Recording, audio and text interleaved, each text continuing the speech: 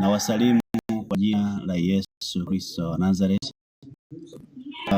Wasikilizaji wote na watazamaji wa kipindi hiki, nimeona vyema kabisa nitumie nafasi ambayo Mungu amenipa ya kusema na wewe kwa habari ya nyakati mbalimbali za maisha. Na sababu kubwa habari hizi ni kwa sababu ya watu wengi wanapopitia kwenye mambo magumu wanaona Mungu hayupo.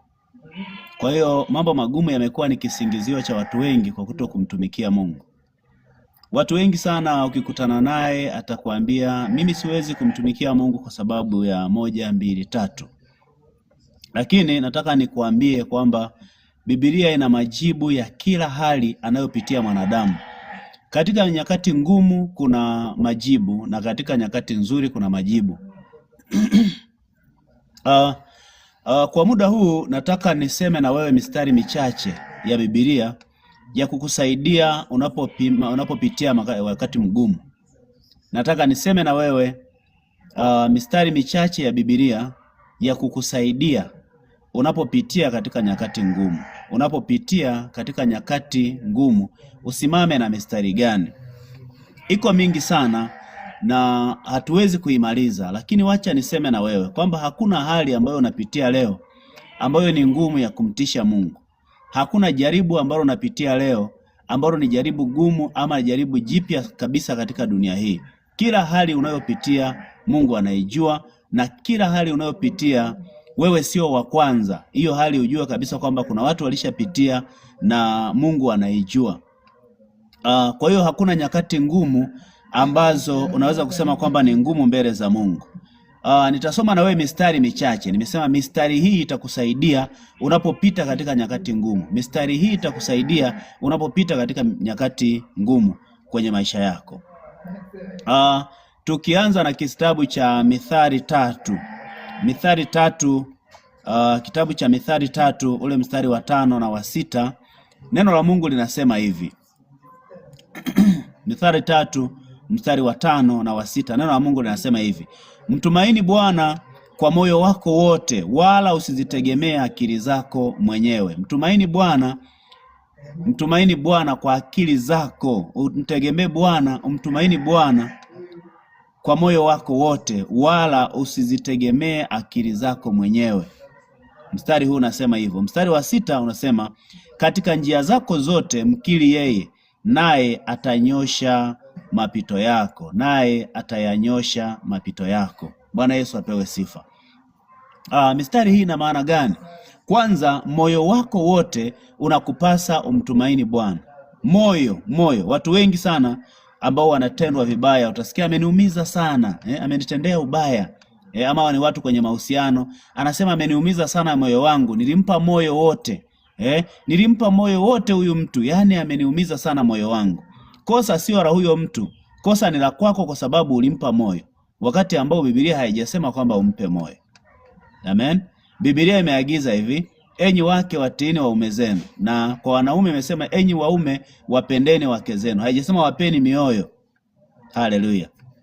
Kwa hiyo unapopitia katika nyakati ngumu, mstari huu ni wa maana sana wa Mithali 3 mstari wa 5 na wa 6, anasema mtumaini Bwana kwa moyo wako wote, wala usizitegemee akili zako mwenyewe. Kumbe kuna mahali akili zinafika mwisho. Kuna wakati ambao akili za mwanadamu huwa zinashindwa. Usizitegemee akili zako. Lakini mstari wa 6 anasema katika njia zako zote mkiri yeye, naye atayanyosha mapito yako. Kuna wakati kwenye maisha mambo magumu yapo kabisa, lakini haya magumu ni magumu kwako, ni magumu kwako wewe kama mwanadamu, sio magumu mbele za Mungu. Haleluya. Kwa hiyo haya mambo yanapokuja magumu kwako, ni kwako, sio kwa Mungu. Tuangalie mstari mwingine katika Mathayo 11:28. Mungu anatupa mwaliko hapa. Mathayo mtakatifu 11:28. Neno la Mungu linasema vizuri sana hapa. Mungu anatuita. Anasema njoni kwangu ninyi nyote msumbukao na wenye kulemewa na mizigo, nami nitawapumzisha. Njoni kwangu ninyi nyote msumbukao na wenye kulemewa na mizigo, nami nitawapumzisha. Kwa hiyo matatizo, changamoto, majaribu, magonjwa na kadhalika ndiyo mizigo ambayo Mungu anasema njooni kwangu. Anatuita kwamba mimi nitawapumzisha. Kwa hiyo usiache kabisa kukimbilia kwa Mungu. Kimbilio la pekee katika nyakati ngumu, kimbilio la pekee katika nyakati za kutisha ni kimbilio sahihi la kumwendea Mungu. Haleluya. Kwa hiyo Mungu wetu anatupenda, ndio maana ametuandalia msingi mzuri. Kila unapopita kwenye magumu, mistari sahihi ya kusimama nayo ipo. Na hii mistari ukisimama nayo na kumwomba Mungu, Mungu atajibu hitaji lako. Haleluya. Nitakwenda na wewe katika kitabu cha Yoshua 1 ule mstari wa 9. Hapa leo nimesema katika kipande hiki cha video hii tutasema mistari tu ile michache ambayo inaweza kukusaidia wakati unapopita katika wakati mgumu, unapopitia nyakati ngumu.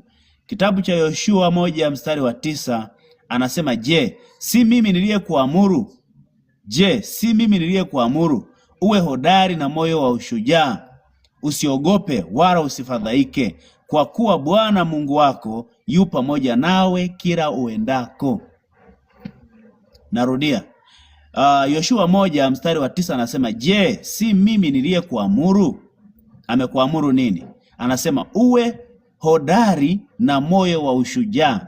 Uwe hodari na moyo wa ushujaa. Anasema usiogope wala usifadhaike. Kumbe yapo mambo ya kutisha, yapo mambo ya kufadhaisha katika maisha. Yapo mambo ambayo ukiangalia tu kwenye maisha yako unaweza ukaanguka, ukazimia, ukasema kweli hili jambo ni gumu. Lakini Mungu anasema usiogope wala usifadhaike. Anasema usonge mbele, manake ujikaze. Na anasema kwa kuwa Bwana Mungu wako yu pamoja nawe kila uendako. Kila uendako. Hajasema kwamba angani, hajasema ardhini, hajasema ndani ya maji. Yona aliposemeshwa na Mungu kwa habari ya kwenda Ninawi, alijaribu kukimbia akimbilie Tarshishi. Lakini tazama kilichompata. Yona akiwa kwenye maji hakuweza kumkimbia Mungu. Kwa hiyo Mungu amesema yeye atakuwa pamoja nawe kila uendako. Haleluya. Kila unapokwenda mpendwa, Mungu yuko pamoja na wewe. Kila unapopita, Mungu yuko pamoja na wewe. Kwa hiyo usiogope. Haijalishi unapitia hali ngumu kiasi gani. Najua nimesema leo nazungumza na watu ambao wanasema mambo ni magumu. Wanasema yapo majaribu magumu. Wewe sio wa kwanza. Leo naongea na watu ambao wamekata tamaa. Hawataki kumtumikia Mungu, hawataki tena kwenda kanisani, hawataki kujumuika pamoja na Wakristo wenzao kwa sababu wameshasema mambo ni magumu. Mambo ni magumu, lazima yawe magumu ili ukivuka hapo uwe mtu bora zaidi. Lazima hayo mambo yawe magumu ili ukivuka hapo uwe mtu wa thamani zaidi. Haleluya. Kwa hiyo Yoshua 1:9 inatuambia vizuri, je, si mimi niliyekuamuru uwe hodari na moyo mkuu? Uwe na moyo wa ushujaa. Uwe na moyo wa ushujaa, usiogope wala usifadhaike, kwa kuwa Bwana Mungu wako yu pamoja nawe kila uendako. Hata hapo ulipo, Mungu yuko pamoja na wewe. Kinachoamua aina ya shida unayopitia na namna unavyoitatua ni wewe unaona nini mbele yako. Unaona nini mbele ya macho yako? Unaona nini? Kama unamuona Mungu, hakika umeona ushindi. Lakini kama unaona kifo, wewe mwenyewe umeona utaangamia. Kwa hiyo muone Mungu mbele yako, kwa sababu yeye ameahidi, mimi ni pamoja nawe kila uendako, anasema Bwana. Kwa hiyo usikate tamaa wala usirudi nyuma. Lakini wacha nikusomee pia katika kitabu cha Isaya 41 mstari wa 10. Hii ni mistari ambayo unapaswa kusimama nayo siku zote unapopitia katika nyakati ngumu. Simama na mistari hii, nayo itakuvusha tu. Mungu atakuvusha, kwa sababu Mungu anataka ukiri. Unakiri nini ndani yako? Unakiri nini? Unasema nini ndani ya moyo wako? Unasema nini ndani ya nafsi yako? Kile unachokisema ndani ya nafsi yako ndicho kinachokuwa. Neno la Mungu katika Isaya 41 mstari wa 10 linasema, anasema hivi. Sikiliza wewe unayepitia wakati mgumu. Anasema mambo yako magumu ndiyo sababu ya kujitenga na Mungu. Mungu anasema usiogope. Mungu ni baba yetu. Anasema usiogope, anakutia moyo. Usiogope. Hata hapo usiogope, huo ugonjwa unapita. Hiyo hali ngumu ya uchumi inapita, usiogope. Wewe sio wa kwanza kupita kwenye hayo mapito magumu. Kwa nini? Kwa sababu Mungu anakujua. Mungu anajua kwamba yale unayoyapitia atayaondoa kwenye maisha yako. Usiogope, kwa maana mimi ni pamoja nawe. Usifadhaike, kwa maana mimi ni Mungu wako. Nitakutia nguvu, naam, nitakusaidia. Usiogope, amesema, kwa maana mimi ni pamoja nawe. Ni pamoja nawe. Usifadhaike wala usihuzunike moyoni mwako. Yaani manake usiwe mnyonge, usikate tamaa. Mungu anasema mimi ni pamoja nawe, usiogope, usifadhaike, kwa maana mimi ni Mungu wako. Nitakutia nguvu. Nitakutia nguvu. Watu wengi wanaishiwa nguvu. Wagonjwa wanaishiwa nguvu. Watu wakipigana vita za kimaisha, vita za kiuchumi, vita za kiafya, vita mbalimbali, wanachoka, nguvu zinaisha. Lakini Mungu anasema nitakutia nguvu, maana yake nitakuongezea nguvu tena. Watu wengi sana wanaoshiriki michezo, kuna wakati wanachoka, nguvu zinaisha. Lakini Mungu anasema nitakutia nguvu. Kumbe katika mapito yako Mungu atakutia nguvu. Naam, nitakusaidia. Unahitaji msaada? Unahitaji mtu wa kusaidia? Unahitaji nani atakaye kushika mkono? Mungu ameahidi, anasema naam, nitakusaidia. Haleluya. Naam, nitakusaidia. Kwa hiyo msaada ambao unatakiwa kuukimbilia ni msaada utokao kwa Mungu. Utafute huu msaada utokao kwa Mungu ambao ni msaada unaodumu milele. Anasema naam, nitakushika kwa mkono wa kuume wa haki yangu. Nitakushika kwa mkono wa kuume wa haki yangu. Watu wengi tunatafuta watu wa kuwashika mkono, wengine wanaita marefari, wengine wanaita mfadhili, wengine wanaita mtoa msaada, wengine wanaita wahisani. Lakini Mungu ameahidi hapa. Mungu anasema naam, anakualika kabisa, anasema nitakusaidia. Haleluya. Mungu ametoa jambo jema sana, anasema nitakusaidia. Naam, nitakusaidia. Kwa hiyo msaada wa karibu ni ule msaada utokao kwa Mungu wetu. Wewe unayeingia karibu, unaweza kutap tap, unaweza ku like, unaweza lakini uingie hapo hapa, basi nzima maiki yako. Lazima tusikilize mtu mmoja. Haya. Wewe nakata pia unajua baridi yenyewe ipo huko dukani. Na hivi kuna nafasi. Yaani nimelala, nimeshindwa hapa, pangekuwa mwambie akae ndani huko. Ataloa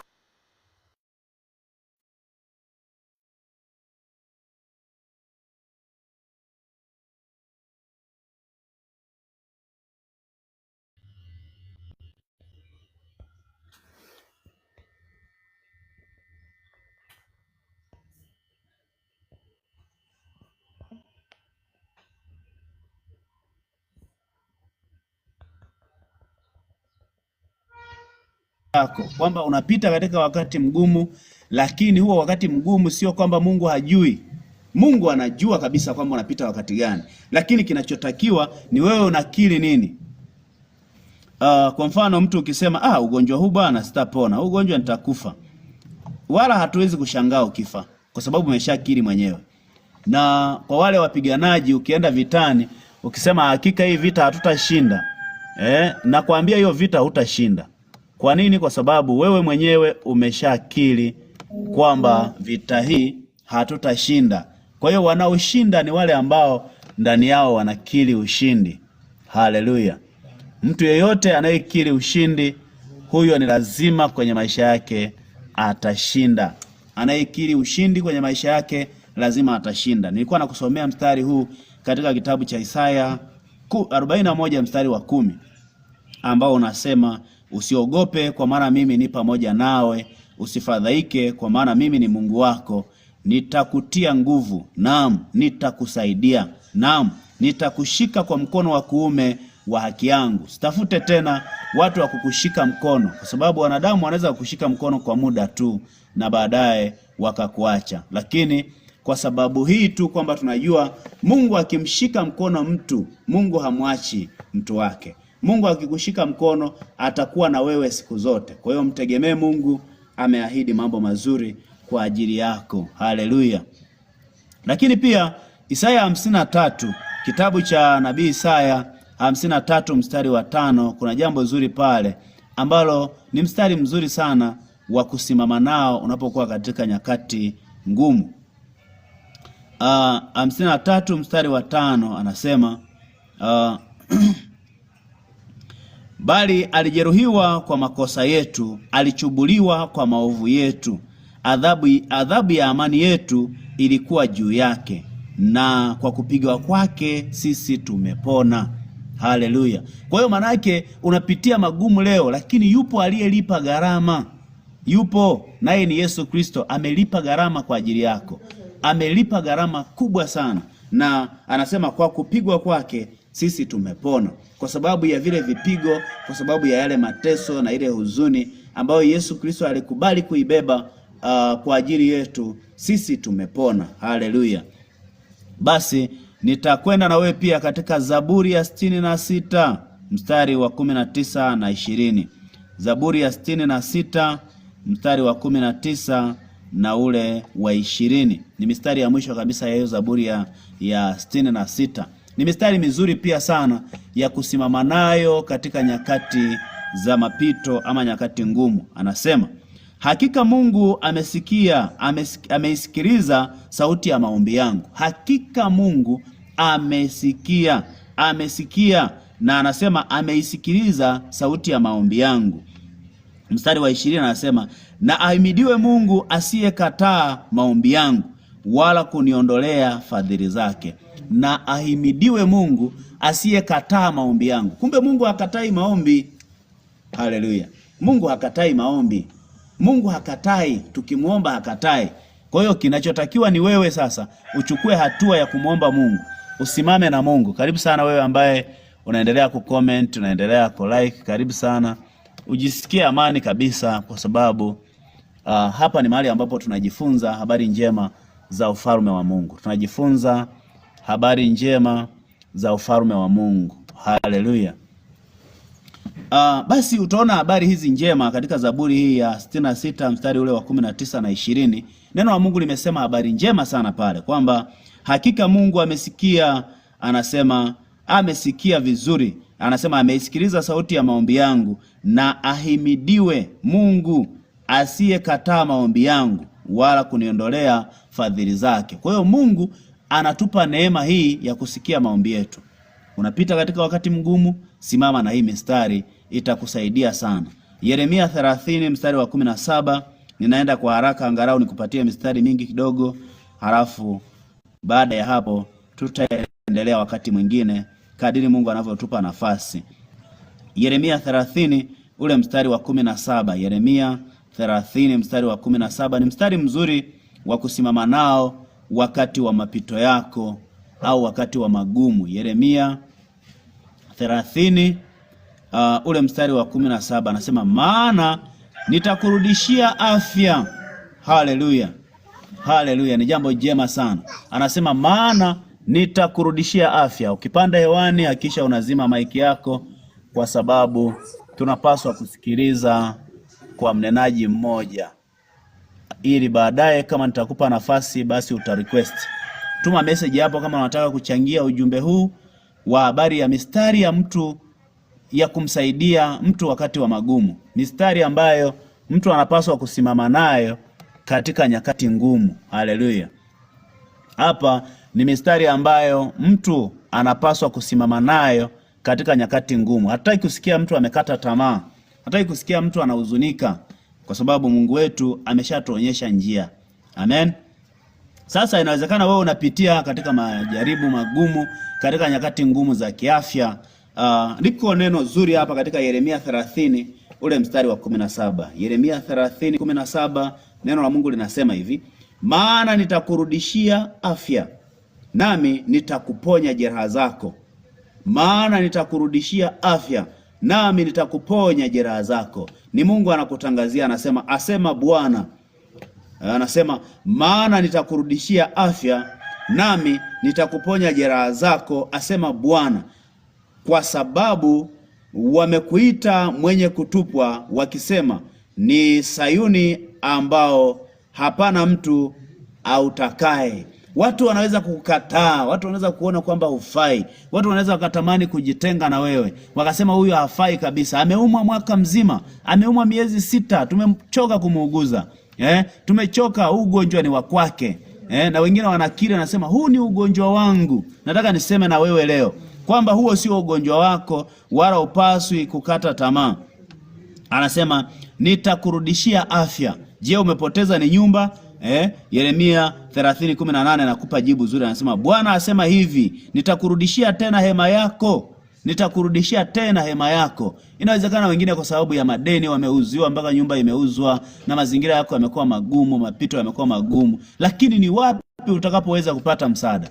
Usikimbilie tu kwa wanasheria, kimbilia kwa Mungu pia. Utapata jibu la uhakika, tena jibu la kudumu. Jibu la uhakika, tena jibu la kudumu. Amen. Hiyo ni mistari ambayo inaweza kukusaidia sana unapopita katika magumu na yale ambayo huyawezi. Twende katika kitabu cha Warumi 8 ule mstari wa 18. Warumi 8:18. Unaona ndivyo rahisi kushika Warumi 8:18. Warumi 8:18. Kwa hiyo ni rahisi kabisa kushika huo mstari, kwamba huu mstari utakusaidia katika magumu. Anasema kwa maana na yahesabu mateso ya wakati huu wa sasa kuwa si kitu kama utukufu ule utakaofunuliwa kwetu. Haleluya. Kwa hiyo unapopita kwenye nyakati ngumu, ujue kwamba kuna utukufu, kuna heshima, kuna nyakati nzuri zinakuja. Kwa hiyo ziko nyakati nzuri zinazokuja mbele. Jiandae sasa. Usihesabu wakati wa magumu, usihesabu wakati wa mapito. Yawezekana ni mwanafunzi, uko katika kipindi cha kusoma kwa bidii, hujui kama utapata kazi wapi, lakini uko utukufu mbele. Hizi ni nyakati za muda tu, ni mapito ya muda tu kwako wewe ambaye unapitia katika huo wakati mgumu, lakini iko neema, uko utukufu wa Mungu mbele, uko utukufu usiopimika. Haleluya. Ninakimbia kidogo nikupatie mistari ya kusimama nayo katika wakati mgumu. Unapopitia wakati mgumu, simama na hii mistari, itakusaidia. Nadhani imeshakuwa mingi kidogo, zaidi ya 8, 9, 10 mpaka sasa nimekupa, lakini wacha nikupe huu mstari mwingine katika Wakorinto wa pili. Wakorinto wa pili kuna habari njema pale. Wakorinto wa pili 4 ule mstari wa 16 na wa 17. Kitabu cha Wakorinto wa pili, 2 Corinthians, Wakorinto wa pili ile sura ya 4 na mstari ule wa 16 na 17. 4:16 na 17. Wakorinto wa pili 4:16 na 17. Kuna maneno mazuri pale. Wewe unayepita katika wakati mgumu, unayepita katika mlima, unayepita katika kipindi hakieleweki, nataka nikwambie wako mashujaa waliopita kwenye kipindi kama hicho, walipita salama.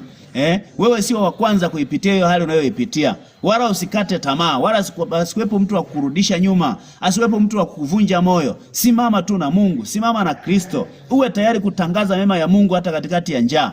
Tangaza mema ya Mungu hata katikati ya dhiki. Tangaza mema ya Mungu hata katika kipindi ambacho watu wengi wamesema haiwezekani. Wewe sema inawezekana, kwa sababu dunia hii yupo aliyeiumba hii dunia. Yupo aliyetengeneza hii dunia. Yupo ambaye ndo mwanzilishi wa kila kitu unachokiona. Naye ni Mungu aliye hai. Kwa hiyo unapopita kwenye wakati mgumu, usikate tamaa, usirudi nyuma. Mungu yupo. Iko mistari ya kukuthibitishia kwamba Mungu yupo, na ukisimama na hii mistari lazima utamuona Mungu, lazima utaona ushindi kwenye maisha yako.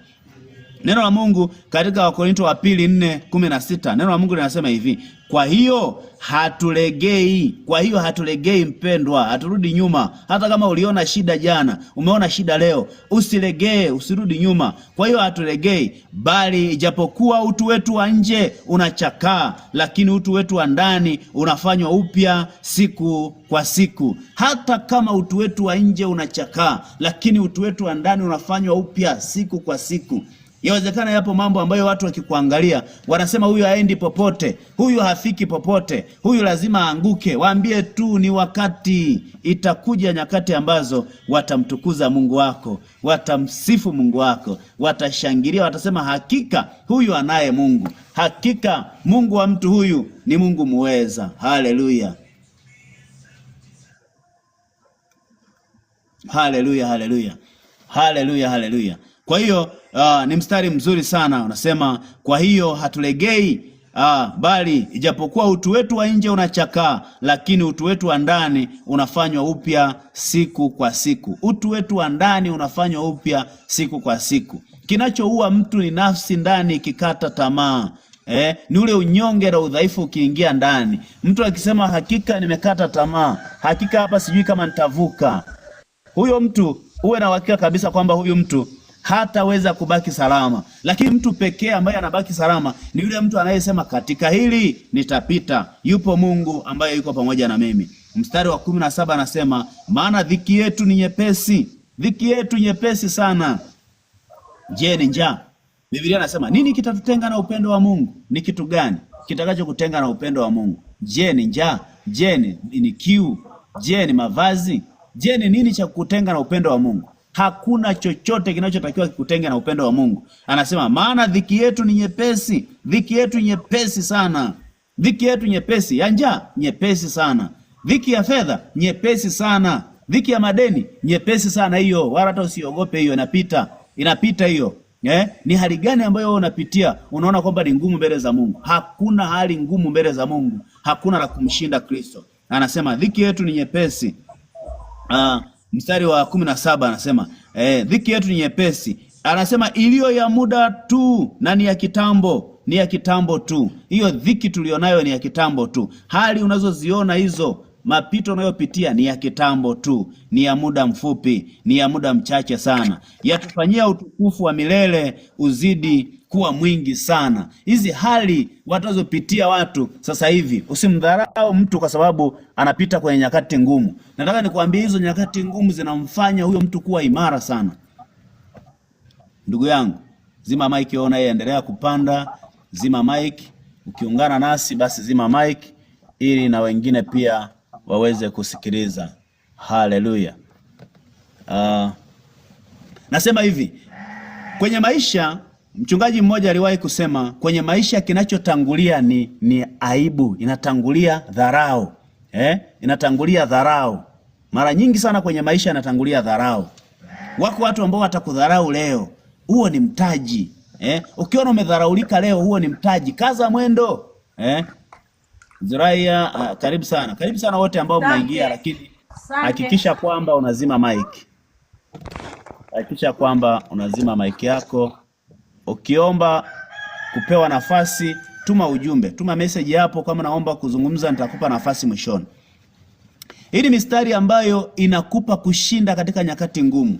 Inakupa kushinda katika wakati ambao inawezekana dunia imekutenga. Yaani ukiangalia wale walio karibu yako, ukiangalia marafiki, ni kama wote wanakudhiaki. Ukiangalia wengine wanakudai, labda mwingine anakudai laki, mwingine anakudai milioni, mwingine anakudai huku. Yaani unajiona kama huna thamani. Nataka nikuambie, hicho ni kipindi cha muhimu sana kwako. Kipindi cha mapito kwenye maisha yako ni kipindi cha thamani sana. Hakuna mtu ambaye anapewa cheti bila kupita kwenye chuo kigumu. Bila kupita kwenye mtihani. Kwa hiyo hapo upo kwenye nyakati ambazo unaimarishwa. Kwenye maisha hutangulia dharau, kisha huja heshima. Sasa wewe unayepata dharau leo, huo ni mtaji. Heshima yako itakuwa ni kubwa sana. Haleluya. Heshima yako itakuwa ni kubwa sana itakapofika. Lakini yule ambaye anakubeza leo, usimlipe dharau. Biblia inasema ushinde ubaya kwa wema. Jifunze kuushinda ubaya kwa wema. Kwa hiyo kuushinda ubaya kwa wema ni pamoja na kunyamaza. Ukiona pia mabaya mengi yanasemwa juu yako, wewe mwangalie Mungu, mwangalie Yesu wa msalaba. Anasema japo utu wetu wa nje unachakaa. Nitarudia hii wa Korinto wa pili 4:16 na 17. Anasema kwa hiyo hatulegei, bali japokuwa utu wetu wa nje unachakaa, lakini utu wetu wa ndani unafanywa upya siku hadi siku. Maana yake nafsi yako ijazwe misuri, nafsi yako iwe na misuri ya kuvuka katika jambo gumu. Useme hata kama ninapitia hapa, maadamu sijafa, hii tarehe 4 ya mwezi wa kwanza 2026, sijafa. Mimi kesho ni wa thamani. Mimi ni wa thamani. Jipe moyo mkuu. Usirudi nyuma. Wala usikate tamaa. Wala sikwambie mtu yeyote kwamba wewe sio wa thamani. Wala siwepo mtu ambaye atakwambia kwamba haufai. Wala sikwambie mtu yeyote kwamba haustahili. Nataka nikwambie, simama na Kristo Yesu. Simama na hii mistari itakusaidia. Anasema vizuri sana katika ule mstari wa 17 anasema, maana dhiki yetu nyepesi. Hii dhiki unayopitia ni nyepesi. Dhiki tunazopitia katika maisha haya ni nyepesi sana. Haleluya. Dhiki yangu ni nyepesi. Uione dhiki yako ni nyepesi kuliko thamani ya upendo wa Mungu. Maana upendo wa Mungu ni kitu cha thamani sana kwenye maisha. Unaweza kumfollow mwenzako hapo pia ambaye ameshapanda hewani. Unaweza ukashare pia ujumbe unazoziona kwenye akaunti hii. Unaweza pia ukatuma ujumbe ambao ni mwema. Lakini nataka nikwambie, hii ni mistari ya kusimama nayo wakati unapopitia katika nyakati ngumu. Hakuna nyakati ngumu ambazo hazina mwisho. Hakuna magumu yasiyo na mwisho. Mstari wa 17, maana dhiki yetu ni nyepesi, iliyo ya muda wa kitambo tu. Anasema yatufanyia utukufu wa milele uzidio kuwa mwingi. Utukufu wa milele uzidio kuwa mwingi. Kwa hiyo utukufu upo. Utukufu ni heshima. Utukufu ni heshima ambayo Mungu anaiandaa kwa ajili yako. Kwa hiyo usikubali kabisa kukata tamaa wala kurudi nyuma. Mstari wa 18 anasema, tusiviangalie vinavyoonekana bali visivyoonekana, kwa maana vinavyoonekana ni vya muda tu. Haleluya. Anasema tusiviangalie vinavyoonekana, maana vinavyoonekana ni vya muda tu. Wewe unatishika na kitu gani? Unatishika na gari alionayo mtu? Ni ya muda tu. Unatishika na nini? Unatishika na mavazi? Ni ya muda tu, vinapita. Unatishika na nini? Cheo? Yaani mtu anakutishia na cheo? Kwani rais aliyepo sasa hivi ndiye aliyekuwepo miaka 10 iliyopita? Waziri mkuu aliyepo sasa hivi Tanzania ndiye aliyekuwepo miaka 10 iliyopita? Kwa nini usivione hivi vitu kwamba ni vya muda? Wabunge waliopo leo hii wanaweza kujivunia nini? Ndio waliokuwepo miaka 20 iliyopita?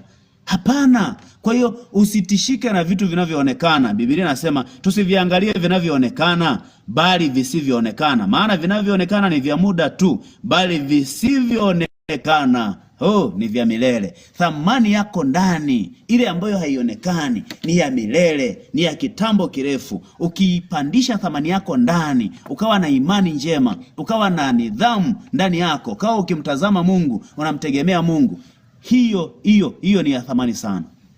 Ukiwa na ujasiri mwingi ndani, ukiwa na ujasiri mwingi ndani, ukiwa na ushujaa mwingi ndani, huo ni wa msingi sana, kwa sababu maisha haya unayoyaona, aliyepata leo hajui ya kesho, ambaye hana kitu leo hajui ya kesho. Nataka nikwambie, ukisimama imara muda huu, Mungu yuko pamoja na wewe. Kwa hiyo haijalishi unapita kwenye nyakati gani ngumu, mtegemee Yesu Kristo, mtegemee Mungu, simama na Mungu. Haijalishi dini yako, haijalishi dhehebu lako, haijalishi uko wapi, haijalishi kabila lako, haijalishi wewe ni mwenye elimu kiasi gani. Nataka nikwambie, uwe na elimu kubwa, uwe na elimu ndogo, au usiwe nayo kabisa, bado sio kipimo cha maisha. Iko sababu ya kumtumaini Mungu. Mtumaini Mungu ambaye alikuumba. Mungu aliyekuumba wewe hajaangalia dini yako wewe. Mungu aliyekupa uhai leo, umevuka 2026, tarehe ya mapema kabisa, jiandikie mwaka wa ushindi. Haleluya. Nataka nikwambie, nguvu ya matamko yanayotoka kwenye kinywa chako ni ya maana sana. Sasa hivi anza kujisemesha kwamba mimi nitakuwa tajiri wa mwaka huu, mimi nitakuwa na heshima mwaka huu, mimi sitakuwa na madeni mwaka huu, mimi sitaumwa mwaka huu, mimi sio wa kuumwa. Kataa kabisa maneno ya kinyonge ya kukatisha tamaa. Sema mimi ninapendwa na Mungu, mimi jipige hata kifua. Mwambie asante Mungu kwa kunipenda. Asante kwa kunipa uzima leo. Mimi ni wa thamani mbele za Mungu. Asiwepo mtu yeyote wa kukatisha tamaa. Wanakukatisha tamaa, wanapita tu. Kila mmoja, kila kitu unachokiona duniani ni cha muda tu. Simama na Mungu. Mungu na akubariki sana. Nitarudia kukutajia mistari ambayo nimekusomea, ili kwa wale ambao wanaandika, nimesema hii ni mistari ya kusimama nayo wakati wa mambo magumu. Hii mistari itakupa uimara unapopita katika nyakati ngumu. Wewe ambaye unaandika, andika kitabu cha Mithali 3 mstari wa 5 na wa 6. Mithali sura ya 3 mstari wa 5 na wa 6, utasimama nao. Maana Mungu anasema mtumaini Mungu kwa moyo wako wote, kwa moyo wako wote, wala usizitegemea akili zako. Amen. Lakini pia kuna kitabu cha Mathayo 11 mstari wa 28. Neno la Mungu linasema njooni kwangu ninyi nyote wenye kulemewa na mizigo. Mungu ameahidi kwamba atapumzisha. Lakini pia kuna kitabu cha Yoshua 1 mstari wa 9 ambaye anasema si mimi niliyekuambia uwe na moyo mkuu. Mungu anashangaa. Si nimekwambia uwe jasiri, uwe na moyo mkuu, uwe shupavu, usonge mbele. Haleluya. Kwa hiyo Mungu anakualika usonge mbele. Songa mbele mpendwa, usiogope, usikate tamaa, usiwe mnyonge, kwa sababu Mungu amekusudia mema kwa ajili yako. Haleluya. Lakini pia kuna kitabu cha Wakorinto wa pili 4:17 mpaka 16 mpaka 18. Ni mstari mizuri sana. Anakuambia japokuwa utu wetu wa nje unachakaa, lakini tunafanywa upya siku kwa siku. Warumi 8:18 anasema mateso ya wakati huu wa sasa ni ya kitambo tu, ni mateso ya muda mfupi, hayana haja ya kuyawaza. Uende pia kwenye Zaburi ya 46 mstari wa kwanza, anasema Mungu ni kimbilio letu. Haleluya. Zaburi ya 46 mstari wa kwanza, wacha nikusomee Zaburi ya 46 mstari wa kwanza. Nataka nikwambie usirudi nyuma kabisa kwenye maisha yako, wala usikate tamaa. Usirudi nyuma wala usikate tamaa. Zaburi ya 46 mstari wa kwanza, neno la Mungu linasema Mungu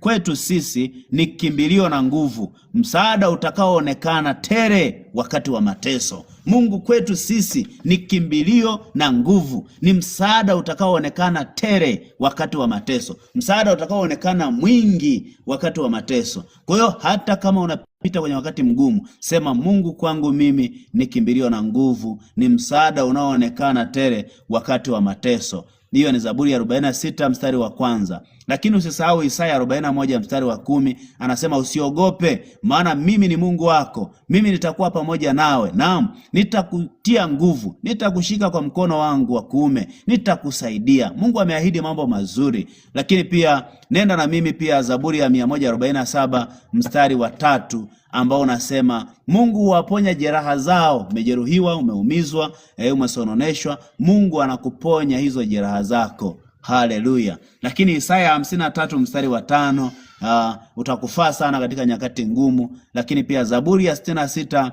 mstari wa 19 na 20, utakufaa sana unapopita katika wakati mgumu. Lakini pia kuna Yeremia 30 mstari wa 17, utakufaa sana unapopita katika nyakati ngumu. Endelea kusimama imara tu. Wewe sio wa kwanza kupitia hayo uliyopitia au kupita katika nyakati ngumu. Inawezekana kabisa ujumbe huu na kukuta leo hauna shida, hauna dhiki na hauna taabu yoyote, unanishangaa. Unaona kama mimi nafanya mchezo. Lakini nataka nikwambia ni heri ukaweka akiba wakati wa chakula, ili wakati wa njaa ukija uwe na akiba ya kutosha. Inawezekana wewe haupitii wakati mgumu. Unasema huyu naye anaongea nini hapa? Huyu naye anafanya nini? Nataka nikwambie utaukumbuka huu ujumbe utakapopita kwenye nyakati ngumu, kwa sababu Mungu anakupa kama akiba. Mungu anakupa kama chakula cha safari. Unapoenda safarini unachukua package ya kutosha, ili unakokwenda ile package ikakusaidie. Mungu akubariki sana wewe uliyetenga muda huu kusikiliza ujumbe huu. Wacha nikuombee na Mungu akulinde. Baba Mungu, nakushukuru kwa ajili ya mtu huyu anayesikiliza ujumbe huu, anayesikiliza wewe Bwana na kuchukua hatua. Usimwache wala usimpungukie. Walinde Mungu, wapiganie Bwana. Wape moyo wa kushare ujumbe huu, wape moyo wa kusambaza ujumbe huu, wape moyo wa kutuma ujumbe mzuri, katika jina la Yesu Kristo wa Nazareti. Mungu wangu na Baba yangu, usiwaache katika nyakati ngumu wala usiwapungukie, maana wewe umeahidi kwamba utakuwa pamoja nasi siku zote hata ukamilifu wa dahari, kwa utukufu wa jina la Yesu. Amen. Amen. Karibu sana. Ni kanisa la CFC Moshono, mtaa unaoitwa Moshono hapa Arusha. Karibu sana. Lakini pia tuko online kwenye mitandao ya kijamii mbalimbali. Karibu sana, ungana nasi, endelea kujumuika, kupeleka habari njema. Peleka habari njema za ufalme, peleka habari njema za Mungu kila mahali. Watu wanashare picha mbaya, wanashare video mbaya. Kwa nini wewe usishare habari za ufalme? Kwa nini wewe usishare habari za Mungu? Share habari za Mungu na Mungu atakubariki sana sana sana sana. Haleluya. Mungu akubariki sana wewe ambaye unatenga muda wako kwa